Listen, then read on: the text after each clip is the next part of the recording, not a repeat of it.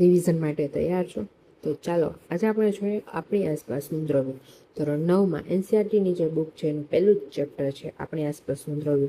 ચેપ્ટરનું નામ છે આપણી આસપાસનું દ્રવ્ય. તો દ્રવ્ય એટલે શું? ચાલો જોઈએ. દ્રવ્ય એટલે જે પદાર્થ કંઈક દળ ધરાવતો હોય, કંઈક જગ્યા રોકતું હોય એને આપણે શું કહેવાય? દ્રવ્ય. આપણી આસપાસ બધી જ વસ્તુઓ, ગમે એ પદાર્થ લ્યો, એ બધાને દ્રવ્ય કહેવાશે, બરાબર? કેમ કે કંઈક ને કંઈક વજન ધરાવે છે, કંઈક ને કંઈક જગ્યા રોકે છે, બરાબર છે? એટલા માટે એને દ્રવ્ય કહેવાય છે. એના ઉદાહરણ આપેલા છે: હવા, પાણી, લાકડું, લોખંડ, દૂધ, ખાંડ. આ બધા જ છે દ્રવ્ય છે. દ્રવ્ય હોય એને કંઈક વજન હોય છે, એને તોલી શકાય છે, એનું કંઈક કદ હોય છે, બરાબર? એટલે મીન્સ કે એની કંઈક ને કંઈક જગ્યા એ રોકે છે. હવા છે તો આપણી આસપાસ છે, આપણને એવું લાગે કે જગ્યા નથી રોકતી, પણ આપણી આસપાસ અરાઉન્ડની બધે જગ્યા રોકે જ છે, બરાબર છે? અને જે કદ છે એને આપણે આયતન એવું એક નામ આપીશું, બરાબર છે? કે દળ અને આયતન હોય એને દ્રવ્ય કહેવાય. પહેલા જ આપણે જોઈશું દ્રવ્યના કણોની વિશેષતાઓ. કઈ કઈ વિશેષતાઓ આવેલી છે? તો કે પહેલા છે અતિ સૂક્ષ્મ હોય છે, ખાલી જગ્યા હોય છે, સતત ગતિ કરતા હોય છે, આકર્ષણ બળ હોય છે. ટર્ન બાય ટર્ન એક એક પોઈન્ટમાં જોઈએ. અતિ સૂક્ષ્મ કણો કે દ્રવ્ય છે એને નરી આંખે જોઈ શકતા નથી, એટલા નાના હોય છે. એની વચ્ચે ખાલી જગ્યા હોય છે. બે કણો વચ્ચે થોડીક એવી જગ્યા પણ હોય છે. અમુકમાં વધારે હોય, અમુકમાં ઓછી હોય છે. સતત ગતિ કરે છે, એક જગ્યાએથી બીજી જગ્યાએ, બીજી ત્રીજી, સતત ગતિ કરતા જ હોય છે. અને જેમ તાપમાન વધે એમ ગતિ પણ વધે છે. આકર્ષણ બળ. કણો વચ્ચે આકર્ષણ છે, જેથી કરીને ઘન પદાર્થ છે એ એકદમ જકડાઈને રહેલો હોય છે. એનું કારણ છે કે એમાં આકર્ષણ બળ છે, બરાબર છે? આપણે દ્રવ્યના કણોની વિશેષતાઓ છે. હવે દ્રવ્યની અવસ્થાઓ કઈ કઈ છે એ જોશું. તો પહેલા તો એ જાણીએ કે જે પ્રાચીન ભારતના તત્વજ્ઞાનીઓ હતા એને દ્રવ્યને 5 ભાગમાં વિભાજિત કર્યા. એને પંચ તત્વ કહેતા. એનું કેવું એવું હતું કે કોઈ બી સજીવ હોય કે નિર્જીવ હોય, એ બધા જ આ મૂળભૂત 5 જે તત્વો છે એમાંથી બનેલા હોય છે. એ 5 તત્વો કયા છે? કે હવા, પૃથ્વી, આકાશ, પાણી, અગ્નિ, બરાબર છે? આ 5 તત્વો, પંચ તત્વો છે, એમાંથી જ બધી વસ્તુ બનેલી હોય છે. અને ત્યાંના ગ્રીક તત્વજ્ઞાની હતા એ પણ આ વાતથી સહેમત હતા. પરંતુ આધુનિક વિજ્ઞાનમાં વૈજ્ઞાનિકોએ 2 ભાગમાં વિભાજિત કર્યા છે કે દ્રવ્યના ભૌતિક ગુણધર્મો અને રાસાયણિક પ્રક્રિયા એ કેવી પ્રકૃતિ ધરાવે છે એના આધારે મેઇન 2 ભાગમાં વહેંચે છે.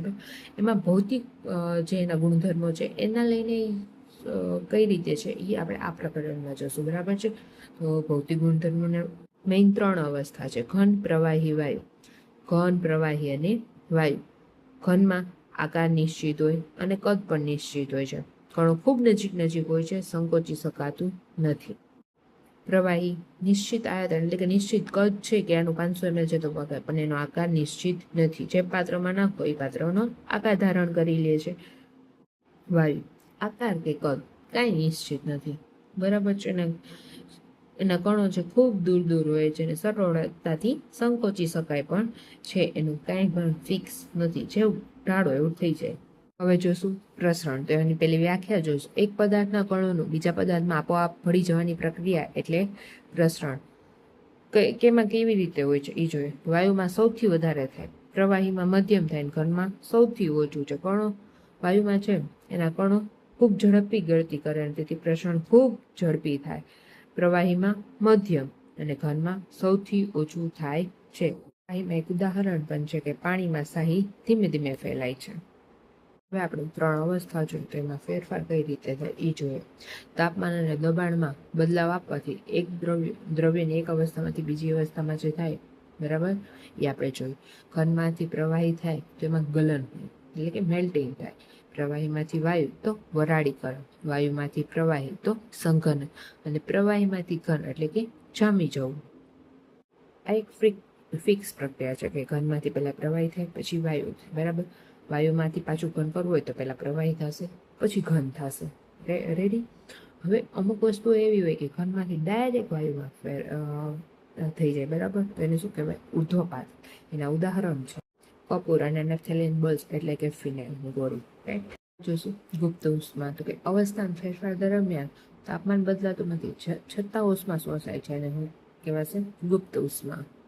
એમાં 2 છે: ગલનની ગુપ્ત ઉષ્મા અને વરાળીકરણની ગુપ્ત ઉષ્મા. 1 kg ઘનમાંથી પ્રવાહી તો ગલનની ગુપ્ત ઉષ્મા. 1 kg પ્રવાહીમાંથી વાયુ તો વરાળીકરણની ગુપ્ત ઉષ્મા. ગલનની ગુપ્ત ઉષ્માનું ઉદાહરણ છે બરફનું પાણીમાં અને વરાળીકરણનું પાણીની વરાળમાં. જ્યારે પાણી છે એ ઉકળવા માટે અને જે એ તાપમાન હોય એનાથી ઓછું જે તાપમાન છે ત્યારે પ્રવાહીનું વાયુમાં ફેરવવું એટલે બાષ્પીભવન.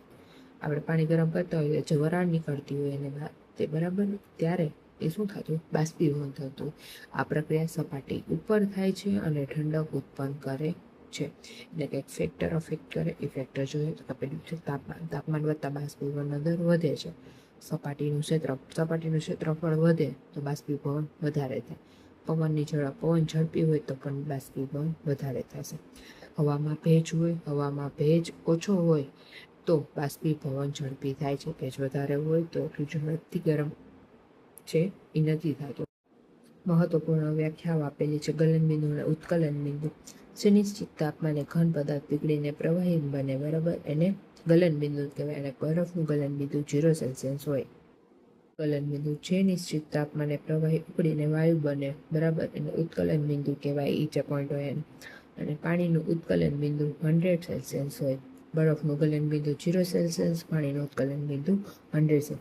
બંને બિંદુઓ છે એ દબાણ પર આધાર રાખે છે. દબાણ વધતા ઉત્કલન બિંદુ વધે છે.